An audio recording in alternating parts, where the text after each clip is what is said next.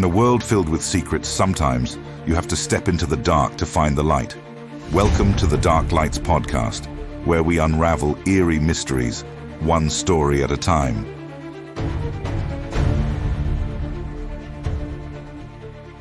Ever get that feeling? Like something strange is happening, something big, but nobody's talking about it. Like reality's playing a trick on us, and we're the only ones not in on it. Yeah, I know what you mean. Well, imagine that feeling in 1979. Disco was dying, gas was expensive, and people were on edge. Oh yeah, the 70s were a wild time. A lot of change happening all at once. And then on top of all that, this wave of strange sounds starts sweeping across America. People describe them as unsettling groans, weird hums. Almost like the sky itself was making noise. Exactly. And they called it, get this, the sky's lament. Wow. It sounds creepy just thinking about it. Oh, it gets creepier. We've been looking into it, digging through old reports, news clippings, even radio broadcasts from back then. So what did you find? Was it just a few isolated incidents? Not even close. This was coast to coast. People from all walks of life, all over the country hearing this stuff. It's one thing to hear a weird noise and brush it off, but when it starts happening everywhere... It makes you wonder what's really going on, right? And that's what we're here to figure out. All right, let's dive in. Where do we start? One of the first cases we looked at was in Oak Hollow, Kentucky. Imagine a warm spring evening. The Mason family is at home, probably enjoying the nice weather. Sounds peaceful enough. Until their son, Billy, comes running inside, totally freaked out. He says he heard this low groaning sound, like moaning all around the house. Coming from everywhere at once. That's how he described it, like it was surrounding them. That would be unsettling, to say the least, especially since there's no obvious source. Right. And that's something we've seen a lot in these reports, this feeling of being enveloped by the sound. And when you can't see what's making the noise, your mind starts to wander. For sure. And a few weeks later, hundreds of miles away in Pueblo, Colorado, something similar happens. Picture it.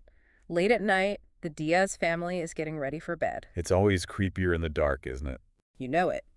Anyway, they start hearing this deep, resonant hum. And it's not just that they can hear it, they can feel it vibrating through their entire house. Oh, wow. Okay, now that's just unsettling, like something out of a horror movie. Tell me about it. Luis Diaz, the father, even ran outside thinking something big must be happening. Did he see anything? Nope. Just a clear night sky and this strange sound that seemed to be coming from everywhere and nowhere at the same time. They'd be terrified. I mean, what do you even do in that situation? Exactly. And it gets weirder. We found another case, this time in Bridgewater, Maine. It involves a family on a secluded farm. A farm in Maine. Okay, now this I've got to hear. So the Parker family starts noticing their cattle acting really strange, like they're agitated about something. Then, boom, this booming horn-like sound echoes through the whole valley. The animals sensed it before the humans did. Interesting. And their young daughter, Rachel, summed it up perfectly. She yelled, "The sky's making noise." Wow, out of the mouths of babes, right. But she's not wrong. And that's what's so eerie about all this. Whether it's groaning, humming, or booming, it seems like the sky itself is the source of these sounds. And it's not just a one-time thing. It happened all over the country. Different descriptions, same unsettling feeling. It's like a big puzzle, and we only have a few pieces. But don't worry, we'll keep digging. So we've got all these creepy sounds, terrified families, and this big mystery on our hands. But did anybody even try to figure out what was causing it? Oh, they definitely tried. People don't just hear the sky groaning and say, well, that's that. One idea was that it was the atmosphere acting up. Atmospheric what now? So not aliens, but like weird weather. Yeah, something like that. Think about it. You know how sometimes the wind can make the weirdest sounds? Howling, whistling? Oh, yeah, for sure. Like when it's really windy and it sounds like someone's trying to get your attention. Exactly. There are actually all sorts of natural phenomena that can create strange sounds. Some folks thought maybe it was strange atmospheric pressure changes or temperature inversions doing something similar. So like regular sounds getting amplified or distorted by the air itself. Right, like a sonic illusion almost. There's this thing called acoustic ducting, where sound waves get trapped between layers of air that are different temperatures. Oh, okay, I've heard of that. And that can make the sound travel farther and sound all weird, right? Exactly. So in theory, something like a car horn miles away could end up sounding like a blood-curdling scream by the time it reaches your ears. Okay, that makes sense. But wouldn't people have figured that out eventually? Like, oh, that spooky moan is just Steve's old pickup truck down the road. You'd think so, But a lot of these reports came from places that were super isolated, like nowhere near any major roads or cities. Right, like that farm family in Maine. Exactly. I doubt those cows were freaking out over a distant car horn. So, while atmospheric conditions could explain some cases, it doesn't really fit for all of them. Good point.